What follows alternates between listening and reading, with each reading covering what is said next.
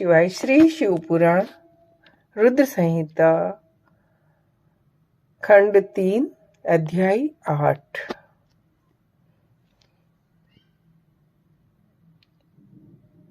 भगवान शिव सबके ईश्वर, सैव्य, निर्विकार, सामर्थ्यशाली और अविनाशी है।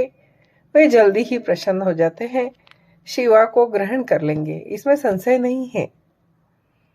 वे तपस्या से वश में हो जाते हैं। यदि शिवा तप करे तो सब काम ठीक हो जाएगा। सर्वेश्वर शिव सब प्रकार से समर्थ है। इंद्र के व्रज का भी विनाश कर सकते हैं। ब्रह्मा जी उनके अधीन है तथा वे सबको सुख देने वाले हैं। पार्वती भगवान शंकर की प्यारी पत्नी होगी। वह सदा रुद्र देव के अनुकूल रहेगी, क्योंकि वह महासाध्वी और उत्तम व्रत का पालन करने वाली है तथा माता पिता के सुख को बढ़ाने वाली है। यह तपस्या करके भगवान शिव के मन को अपने वश में कर लेगी। वे भगवान भी इसके सिवा किसी दूसरी स्त्री से विवाह नहीं करेंगे। इन दोनों का प्रेम एक दूसरे के अनुरूप है। वैसा उच्च कोटि का प्रेम न तो किसी का हुआ है न आगे होगा। गिरिश्रेष्ठ, इन्हें देवताओं के कार्य करने हैं। जो काम नष्ट प्राय हो गए उन सब का पुनः उज्जीवन होगा। आपकी कन्या पाकर ही भगवान हर अर्धनारीश्वर होंगे। इन दोनों का पुनः हर्ष पूर्वक मिलन होगा। आपकी यह पुत्री अपनी तपस्या के प्रभाव से सर्वेश्वर महेश्वर को संतुष्ट करके उनके शरीर के आधे भाग को अपने अधिकार में कर लेगी, उनका अर्धांग बन जाएगी। गिरिश्रेष्ठ, तुम्हें अपनी यह कन्या भगवान शंकर के सिवा किसी दूसरे को नहीं देनी चाहिए। यह देवताओं का गुप्त रहस्य है, इसे कभी प्रकाशित नहीं करना चाहिए।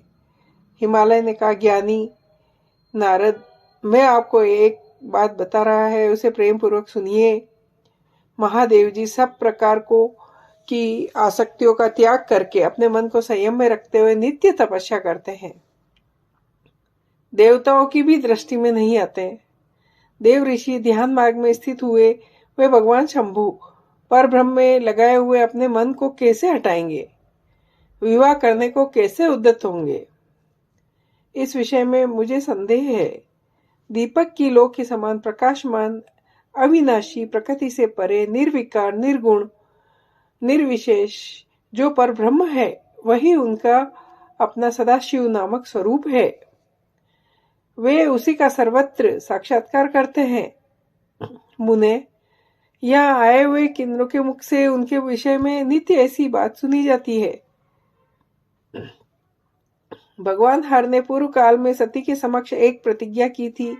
उन्होंने कहा था, दक्ष कुमारी प्यारी सती, मैं तुम्हारे सिवा दूसरी किसी स्त्री को अपनी पत्नी बनाने के लिए न वरण करूंगा न ग्रहण। इस प्रकार सती के साथ उन्होंने पहले ही प्रतिज्ञा कर ली है। अब सती के मर जाने पर वे दूसरी किसी स्त्री को कैसे ग्रहण करेंगे? यह सुनकर नारद ने कहा, इस विषय में तुम्हें चिंता नहीं करनी चाहिए। तुम्हारी यह पुत्री ही पूर्व काल में दक्ष कन्या सती हुई थी। उस समय इसी का सदा सर्वमंगलदायी सती नाम था।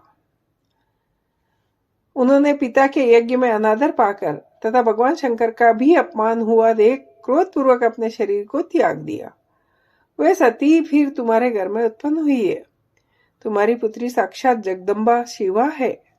यह पार्वती भगवान हर की पत्नी होगी, इसमें संशय नहीं है। पार्वती का वह पूर्ण रूप और चरित्र प्रीति को बढ़ाने वाला है। काली के उस संपूर्ण वृतांत को तुम्हारे मुख से सुनकर हिमवान अपनी पत्नी और पुत्र के साथ तत्काल संदेह रहित हो गए। इस तरह तुम्हारे मुख से अपनी उस पूर्व कथा को सुनकर काली ने लज्जा से मस्तक झुका लिया और उसके मुख पर मंद मुस्कान की प्रभा फैल गई। गिरिराज हिमालय पार्वती के उस चरित्र को सुनकर उसके माथे पर हाथ फेरने लगे और मस्तक मूंद कर उसे अपने आसन के पास बिठा लिया। नारद, इसके पश्चात तुम उसी क्षण प्रसन्नता पूर्वक स्वर्गलोक को चले गए और गिरिराज हिमवान भी मन ही मन आनंद से युक्त हो अपने सर्व संपत्तिशाली मनोहर भवन में प्रविष्ट हो गए। जय हो।